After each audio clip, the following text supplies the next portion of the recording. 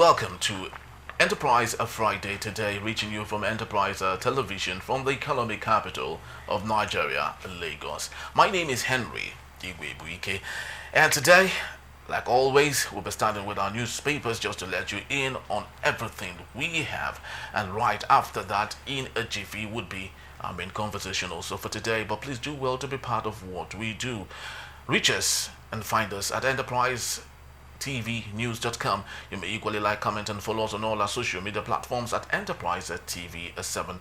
We have in the studios with us Innocent Aduluba. He is a communicator and also a public affairs analyst. Good morning to you, Innocent. Yeah, happy weekend. Thank God it's Friday. Thank God it's Friday. Yes, a penultimate day to the weekend. So let's, of course, start off today with the first daily on our desk. It's coming from the Vanguard newspaper. We have so many interesting stories here. On the very top, we have no evidence U.S. aid funds of Boko Haram. U.S. ambassador. Well, lots of stories here equally. CBN defense hike in ATM withdrawal charges. And on the bottom strip here, Senate to federal government name national monument after Ayo Adebanjo. And also Osun LG crisis may lead to violence if that the PDP governors are stating this fact. Innocent Aduluba, let's go international for a bit. Court rejects Trump's request to reinstate a birthright citizenship ban. Now, let's talk about this issue. You know, I often talk about recency bias, a situation where we forget about where we're coming from and concentrating on the now. Frederick Trump, the grandfather of Donald Trump, came into America in 1885 as a 16-year-old immigrant. He was actually running away from being allowed to mandatorily serve with the German military at that time, and he came to the United States. Even if it was outlawed, he was still allowed to get into the United States, New York particularly, and that was how Donald Trump, of course, had the opportunity of becoming himself a citizen of America. Now, don't you think it's obscure that the same Donald Trump, who benefited from the embrace of the United States, is himself trying to deny others what he equally benefited? Well, what goes around comes around. President Trump had signed an executive order on day one, ordering an end to citizenship for children of non-legal permanent residents. But I think the argument has been back and forth. You are talking about people, human beings, who are not amenable to laboratory experiments. Human beings have will, have emotions, connections, and some of these migrants, it has been argued, are the spinal cord of some of the economic sectors in the United States. Vast plantations, large departmental stores, segments in manufacturing processes, construction and like you have put it, some even in sports, you know, making podium appearances.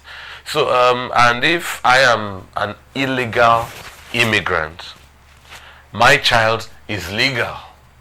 Imagine the family disconnect if you send me out.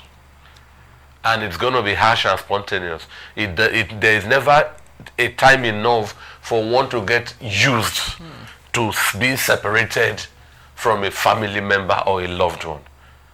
In fact, the one that is even, let me use the word manageable, is death. You will be sad, but you will know this was an inevitability. Imagine knowing that I am still alive and my child and I are separated. You don't even know how they are faring. So, and that could spark an army of dissidents brewing, because lots of these children would find certain things in common to protest over. So I think the court in this case I'm more inclined towards the court, Henry. I think they are saving America. Yeah, Trump is the president. I think some of these, in quotes, harsh policies are to put countries with mass exodus into America in check. I mean, I don't think that injunction will affect, in quotes, Switzerland or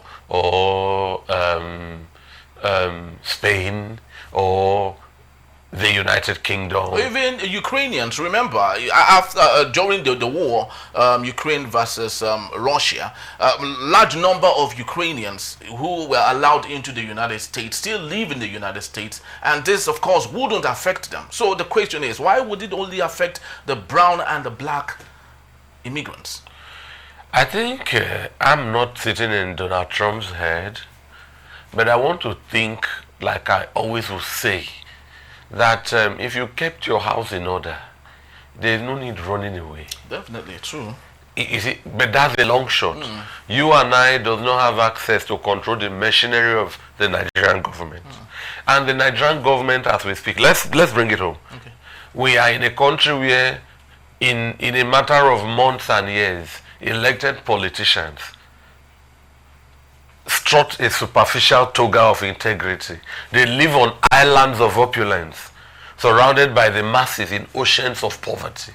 And then from that opulence, they send messages of how, the masses should be patient, bear with the government, And like our colleague here, Meka Madunago, will say, while the masses are patient, you are dealing with the private jets around the globe. You are building presidential villas with a deafening amount of, dizzying amount of money. So all of these have frustrated certain able-bodied intellectual Nigerians. I'm specific with that, to seek greener pastures where maybe the culture of meritocracy. There are people who, in quote, you've assisted one way or the other, only for them to get there and in 3-4 months are sending you something that makes blow your mind away. Yeah. So and then Nigeria's naira is steadily growing in impotence. So you have a plot of land as your investment. Maybe the plot of land was 2.5 million 6 years ago. Today that plot of land is 12 million naira. But the 2.5 million equivalent to dollar 6 years ago is the same. More than, or no, it's the same or more than today's 12 million naira. So where are we? It's fortune's wheel that never makes progress. So if you look at all of this, the message is to the government, but eventually, if we put sentiments, the masses will be helpless because you come back and you are still plagued by the same government wallowing in administrative poverty. Very, very true. And this actually, brings me to the thought that America, as the big brother of the world, has the opportunity of ensuring that there is a stable economies anywhere and everywhere in the world, if really they want it. Look at their close door neighbor, Haiti. It's currently in turmoil, and America has what it takes to enable sustainable democracy in that place, so as to mitigate the flood of people coming out of that place. Venezuela, the same thing. Cuba, the same thing, and so on. So I do not know. One would ask himself, you can't. What goes around, like you said, comes around. I feel, as a big brother, if America should at least, halt some of these frivolities by nation leaders around the world, I think it will go a long way to solving the issue of cross-continent immigration. Don't you think so? You see, when you mention Haiti, there are how do we put it? You wonder who colonized Haiti. And mind you, all the colonial powers, or majority of them, are members of the Big Five that veto in the United Nations. Haiti was a former French colony. What is playing out may not be unconnected to France. So you check how America can intervene. If America intervenes harshly in Haiti, it will be in a proxy war with France. So, whatever the big brother role, there are limitations.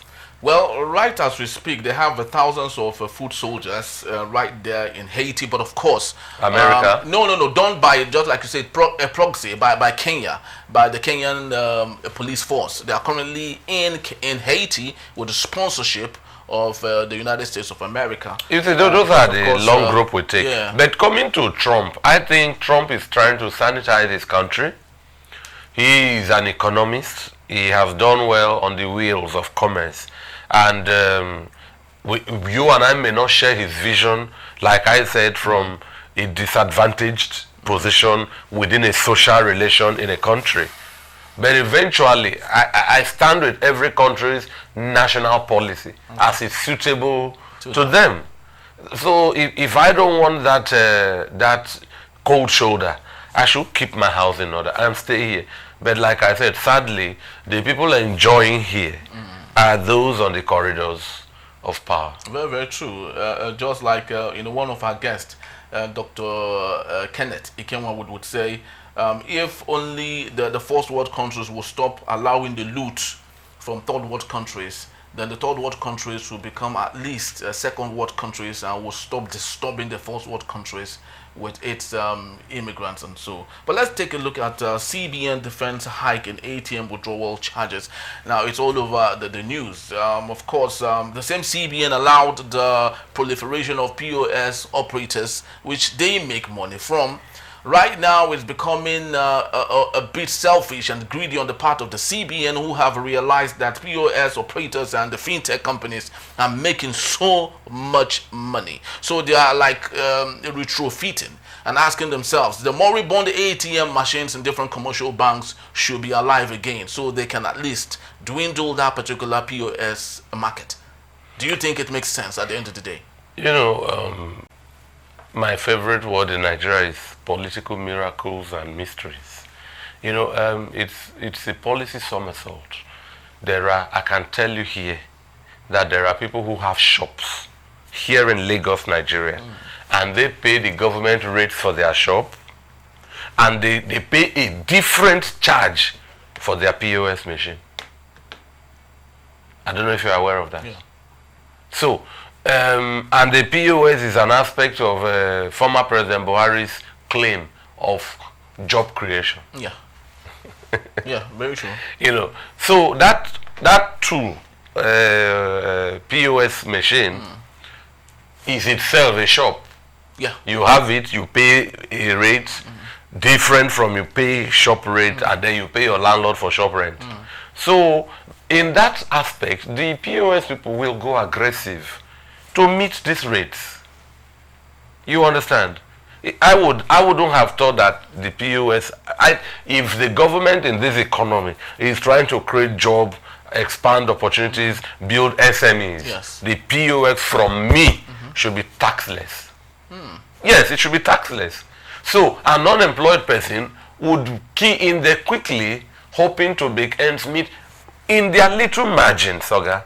But that does not work for our cashless policy documents, because the need of every country is to regulate how much is in the system. Allowing POS to operate means there will be more money outside of the system, which won't be documented. But I told you it's policy somersault. Where did the POS come from?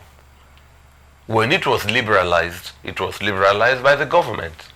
The same government that is pursuing cashless policy.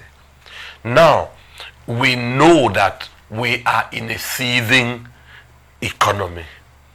Things are where how much is one egg? So, in Greece, in 2004, they had that infamous recession. Yeah. What did the government do? They limited how much people can withdraw from POS. Citizens were banned from purchasing vehicles until the recession dwindles or completely diminishes. Yeah. Prices were lowered. Then the government budget was slashed. So trips were averted, their salaries were reduced, if you get my point. Yeah. So in this case, we are in a worse situation than Greece 21 years ago. we are worse. Government is running on budget deficits. You over budget and borrow to add. Where the Greek banned borrowing, and those were policies, supporting policies from the EU. Greek cannot borrow when you are not sufficient. We borrow. So does that mean we are sufficient according to IMF or the World Bank? If you go that route, IMF is happy whenever Nigeria borrows. But why the same IMF? Why aren't they happy with the Greece situation you just talked about? Well, I think we are of the Southern Hemisphere. IMF is protectionist of the West. Are you aware that if Nigeria takes a loan from IMF and France takes a loan from IMF, the Nigeria interest rates are higher than the French rate? Are you aware? The same amount.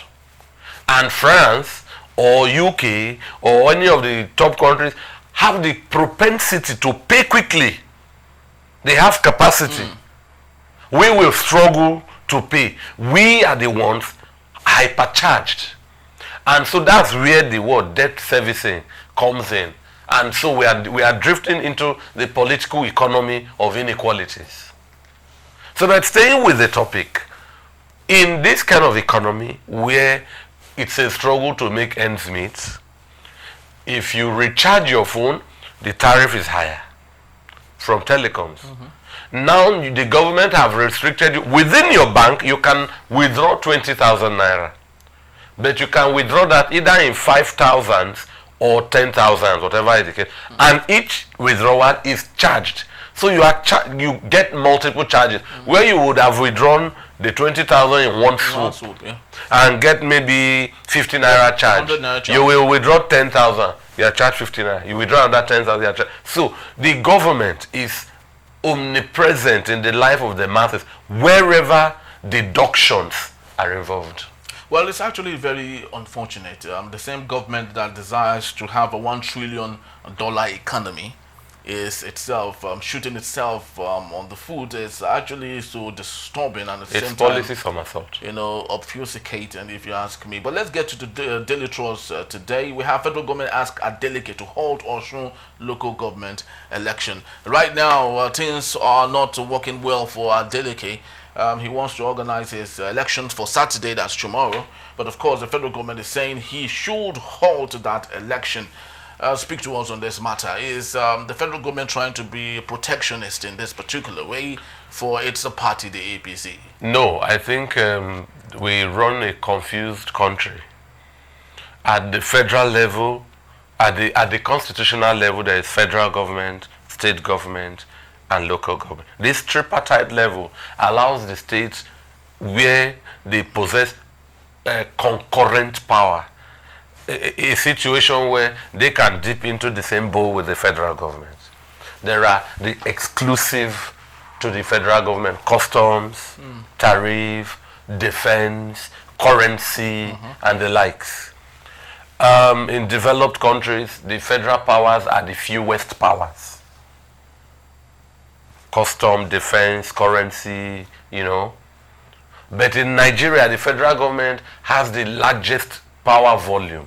And that's where the confusion comes in. When things are few, specialization can take place. So it is within the ambit of the law for a sitting state governor to call or fix an election. Yeah, because it is within its ambit, because according to the constitution, it's only the state that can organize its own local government elections. But in this case, the electoral umpire is federally driven, INEC. Yeah, but INEC is equally has its autonomy in the states. Oga, he who pays the piper dictates the tune. Thirdly, I will advise the APC to prevent itself from becoming a behemoth. You cannot exist where you must always win elections. Of course, the primary aim of any political party is to organize, campaign, and win elections.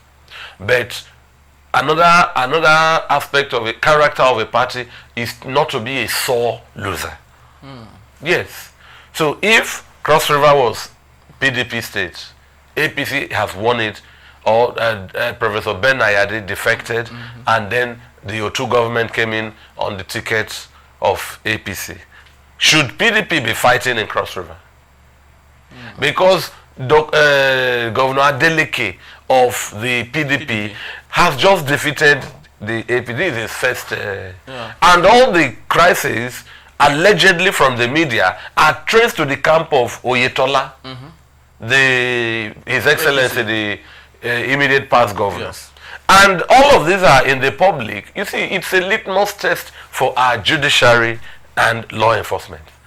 If ordinary people like me and you are detected to have people incited to the volume of the Oyetola allegations, we won't be sitting here for free. So, the law enforcement, the primary reason government exists, is the protection of lives and property. So, where election is building, and it's like the drums of war are gathering. They will tell you Nigeria is a country not at war. We have people in IDP camps nearly larger than those in Gaza. And these are the kind of situations that throws up misplaced, displaced people. So if an election is coming, leave it transparently. Because the more you push Governor Adeleke, the more the opposition from the center, the better prepared they get. And in politics is not righteousness. Propagandas are allowed. But it's a shame that in 2025, we are in politics where people are shot dead, ballot boxes are snatched, counter thumb printing takes place, because in Nigeria, politics is now identified as a profession, a quick way out of poverty. If it is not attractive, if you pay a governor, a state house of assembly, a senator, federal, the salary you pay a lecturer, I don't think people will be in this battle together. Nobody will love to go into it. But let's quickly run to the Punch newspaper. On the very top strip here, we have ex-police chief falls federal government's 55 billion security contract for a Turkish firm. Now that Turkish firm Please take it again. Yes, ex-police chief falls federal government's 55 billion naira security contract for a Turkish firm. Now, I had the opportunity of running through that particular story. The contract on the reference here is the Abuja Kaduna, highway, which of course has been under, lots of insurgency, destabilizing, people, travelers applying that particular route. Now, the Turkish firm is saying that they would provide adequate security on that particular road. Now, one thing we must be rest assured is they are not bringing no foot soldier. It's basically technologically driven, right? So the ex-police chief is saying rather than commit such huge amount of money to an outside security firm, why not plunge it into a security operative that we have on ground and let them do the job better? What do you think? Well, I'm looking at that amount, 5.5 55 billion actually, about $36.6 million. Oh, 55 billion. You see, the Nigerian government specializes in tickling our ears with fantastic amount of money. 55 billion. Is that a national priority at this time? Well, it is, because security welfare is the responsibility of government, and Abuja Kaduna Highway is a very important route. You see, I would like the government to be logical. If you take population in Nigeria and road density, that's not our and presently, I think this shouldn't happen.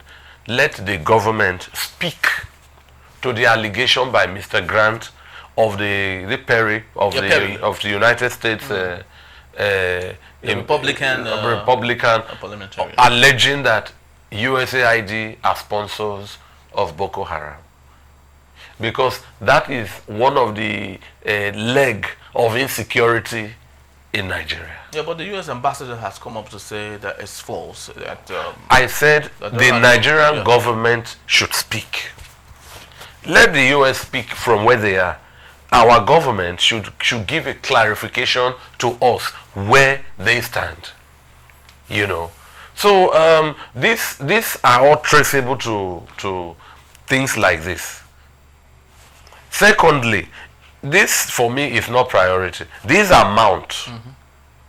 Do you know how many IDP camps are in Nigeria? And how many people? There are people born there who are almost undergraduates from IDP camps. When is the date the government plans to resettle Nigerians displaced from their ancestral legacy? So this kind of amount should send them back. This shouldn't be a contract business. This kind of amount should send someone who is in an IDP back to his community and get pulled out again. Of course, it's just like using an ointment to solve a problem that needs antibiotics. Don't you think so? No, because the root of the problem has to be solved before you What is our population? What is the population of the armed forces? Is it commensurate? Is it proportional? One police, one soldier per how many people? How many carry the handbags of wives of top politicians at the expense of unprotected people in remote communities? So if you want to, one thing in Nigeria is, if you want to talk about one topic, it will overlap into another. So, and then what is the weapon level of the Nigerian military personnel? What is the quality of their training and mentality before you reach this stage of 55 billion naira contract? Do you keep the parochial security people at this level and install that in just a segment about a 2-hour drive stretch? That's a sprinkle in the ocean. You send one inspector Ismail Abdul Kadir from maybe Funtua in Katsina to go and be police commissioner in Uyo with no knowledge of the environs. What would they do? So this amount for a country that is borrowing. That I just gave you the example with Nigeria and Greece. For a country in debt, this amount is suffocating. All right, just before we go, 60 seconds if you may. On a lighter mood, let's look at kidnapper Evans, now prison teacher, willing to forfeit 14 trucks as plea bargain so the nation state can allow him leave. Do you think he deserves a second chance? 14 trucks of what? 14 trucks, vehicles that he has, about 14 of them, and other properties that he has. He's ready to allow the Lagos state government sell them, right, or foreclose them as plea bargain to allow him go. Well, plea bargain is a universally allowed medium of prisoner release. Even for such crime? The judges, the court would decide that. Okay. But he has a right, is where I'm going, to plea bargain. Yes, kidnapping is a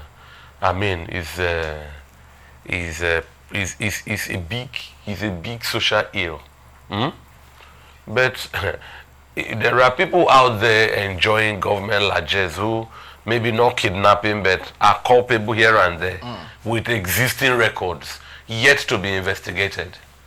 So if the man is a prison teacher, you see, good conduct facilitates prisoner release as well. Yeah. So if he is of good conduct and he has sureties in some of these investments to meet the requirements or demands, and a competent prison or court system accents to his request. He's a human being with rights. Every human being has a right to a second chance. All right. So he can get, if that all works his way, it's not odd. Well, of course, it's not odd. If the Nigerian state can start de-radicalization of 800 Boko Haram suspects that have killed our trained military officers. They are de-radicalizing them and giving them everything they want. So They've absorbed many into the Nigerian. So many allegedly. No, I've watched it on the news. Yes, you've watched it, in but Kano. the military have not come up to say that is what it is. But of course, the de-radicalization is where the problem is. These same people regroup and re-attack our military yet again, and at the same time, the military de-radicalizes them. So what we're actually saying is, if the Nigerian state can be on the same foot of de-radicalizing insurgents, then Evans should equally be given these people being de-radicalized gave nothing in return. Yes, Evans is teaching in prison. Yes, Evans is letting trucks go, selling properties. I mean, his remorse, his compunction. Is the other people being de-radicalized, are they remorseful? Very true. What is the record of remorse we have about it? It's actually very sad, to hear some of these things coming out from our country, like Nigeria in 2025, but that is what it is.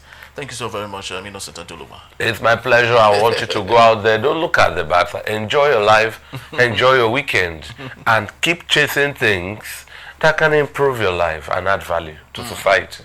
Very well said. And just to let you know, Innocent will be here to take us on our main conversation when we return. IBB regrets voiding 1993 election, admits MKO Abiola won. That in a bit. Still Enterprise Friday. Please don't go anywhere.